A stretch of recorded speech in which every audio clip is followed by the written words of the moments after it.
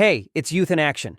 In this video, I'm breaking down the three big acronyms that confuse everyone in Canada: TFSA, RRSP, and FHSA.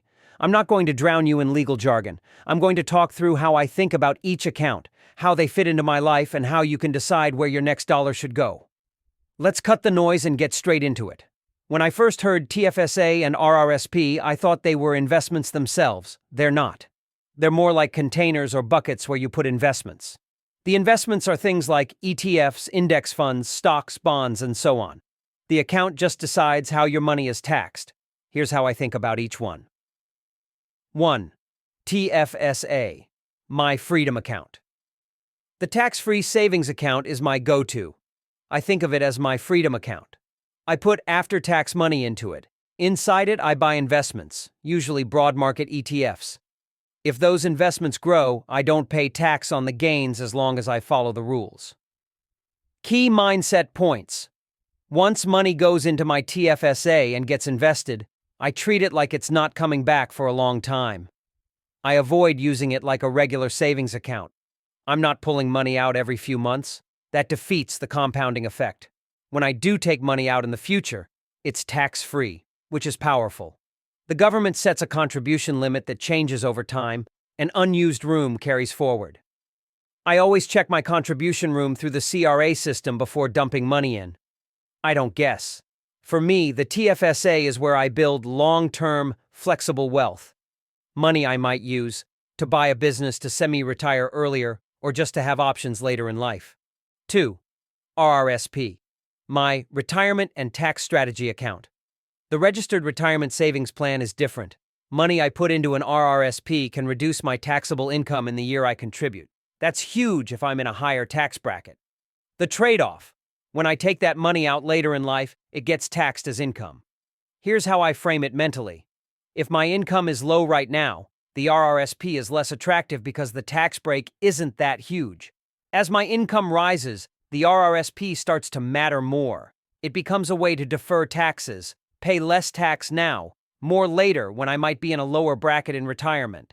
I also know there are programs like the Home Buyers Plan, HBP, where I can borrow from my RRSP to buy a first home and pay it back over time, and the Lifelong Learning Plan, LLP, for education. I treat those as options, not default strategies. My rule of thumb: early in my career, I prioritize TFSA. As my income grows, I start layering in RRSP for tax efficiency. 3. FHSA, my home launchpad account. The first home savings account is newer, and it's a hybrid. The way I think about it, I get a tax deduction when I put money in, like an RRSP. And if I use it for a first home purchase, the withdrawals can be tax-free, like a TFSA, if I follow the rules. So if buying a home in the next decade is part of my strategy, the FHSA becomes a priority bucket. My mental order if I'm planning for a house: fill FHSA as much as possible for that goal. Use TFSA as a secondary place to grow money I might also put toward a home. Use RRSP strategically, especially if I plan to use the Home Buyers Plan. 4. How I decide where the next dollar goes. Here's how I simplify the decision when I have extra money to invest. Do I have high interest debt? If yes, I prioritize killing that first. No investment reliably beats high interest debt over time. Is a first home a serious goal in the next 5-10 years? If yes, I prioritize FHSA, then TFSA. Am I still in a lower income phase? Then I focus more on TFSA until I move up into higher brackets. Am I getting crushed in taxes because my income is higher now? Then RRSP becomes more attractive to reduce taxable income. One more thing: none of these accounts matter if I'm not actually investing the money inside them.